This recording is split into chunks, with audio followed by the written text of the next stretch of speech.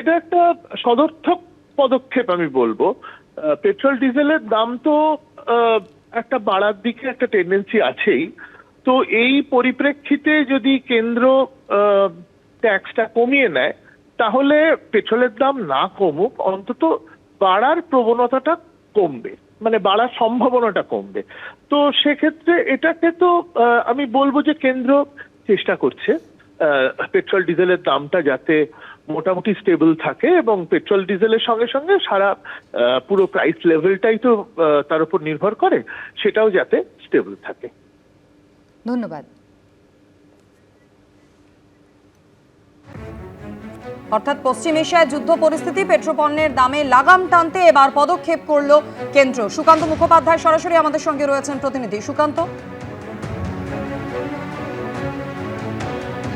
একেবারে দেখো যে কথা অর্থনীতিবিদরাও বলছেন যে বিশেষ করে এই রকম একটা পরিস্থিতি যখন এখানে মধ্যপ্রাচ্যের যুদ্ধের সংঘাত এবং হরমুজ প্রণালী কার্যত বন্ধ, সেখান থেকে কোনো রকম তেলের কনসাইনমেন্ট আসছে না, তো স্বাভাবিকভাবে সাধারণ মানুষের একটা ভয় বা আতঙ্ক ছিল যে পেট্রোল ও ডিজেলের দাম যদি বাড়ে তাহলে নিত্য প্রয়োজনীয় জিনিসপত্রের দামও কিন্তু বাড়তে থাকবে।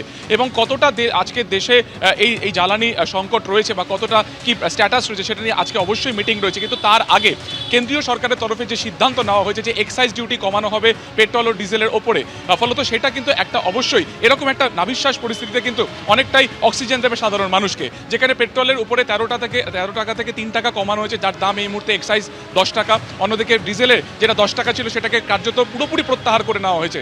তার ফলে যেটা হচ্ছে বা তার ফলস্বরূপ যেটা এফেক্ট পড়তে পারে যে যে জায়গায় যে একটা পরিস্থিতি তৈরি হয়েছিল যে পেট্রোল ডিজেলের দাম অনেকটা বেড়ে যেতে পারে, তার ফলে নিত্য প্রয়োজনীয় জিনিসপত্রের দাম অনেকটা বেড়ে যাবে, নাগালের বাইরে চলে যাবে। সেই জায়গা থেকে কিন্তু কেন্দ্রীয় সরকারের যে নিজস্ব যে ট্যাক্স কমানো, সেটার ফলে কিন্তু তার একটা এফেক্ট সুদূর প্রসারী পড়বে বলে সাধারণ মানুষ মনে করছে। এবং তার ফলে যে সমস্ত নিত্য প্রয়োজনীয় জিনিসপত্র রয়েছে, যার মাধ্যমে প্রত্যেক দিনকার জ্বালানি আসে বা প্রত্যেক দিনকার যে সমস্ত বাজার আসে বা নিত্য প্রয়োজনীয় জিনিসপত্র বাইরে থেকে আসে, স্বাভাবিকভাবে তার দাম কিছুটা হলেও কিন্তু সীমাবদ্ধের মধ্যে থাকবে এবং তার প্রভাব কিন্তু যেটা সাধারণ মানুষ ভাবছে যে তাদের পকেটে কিন্তু অবশ্যই কম পড়বে। এবং আমরা জানি যেটা যে নির্বাচন ইতিমধ্যে 5টি রাজ্যের ঘোষণা হয়ে গেছে, তার ফলে কেন্দ্রীয় সরকারের এই যে সিদ্ধান্ত, সেই সিদ্ধান্তে কিন্তু অবশ্যই সাধারণ মানুষকে অনেকটা রেহাই দেবে। এখন দেখার যে এই যে প্রভাব সেটা কত সুদূর প্রসারী থাকে, এবং অবশ্যই মধ্যপ্রাচ্যের সংঘাতের দিকেও কিন্তু অবশ্যই নজর থাকবে যে সেই সংঘাত আরও কতদিন চলে। ফলত আপাততভাবে এই যে এক্সাইজ ডিউটি কমিয়ে নেওয়া হলো, অর্থাৎ কেন্দ্রীয় সরকারের তরফে বিভিন্ন তেল কোম্পানি থেকে কিছুটা সুরাহা দেওয়া হলো, তার ফলে তারা যে একেবারে আচমকা পেট্রোল বা ডিজেলের দাম বাড়াবে না, একটা নির্দিষ্টভাবে কিন্তু এই এক্সাইজ ডিউটি কমার ফলে তার একটা ফল কিন্তু অবশ্যই পড়বে। অবশ্যই সাধারণ মানুষের মধ্যে যেটা তোমাকে বললাম যে তারা একটা যে আশঙ্কা করছিলেন যে পেট্রোল ও ডিজেলের দাম 10 টাকা থেকে 15 টাকা বেড়ে যেতে পারে, এই এক্সাইজ ডিউটি কমার ফলে কিন্তু কিছুটা হলো সুরাহা পাচ্ছেন সাধারণ মানুষ। একদমই সুকান্ত, তুমি আমাদের সঙ্গে থাকো। অর্থাৎ পশ্চিম এশিয়ার যুদ্ধ পরিস্থিতির মধ্যে এবার বড়সড় পদক্ষেপ কেন্দ্রের।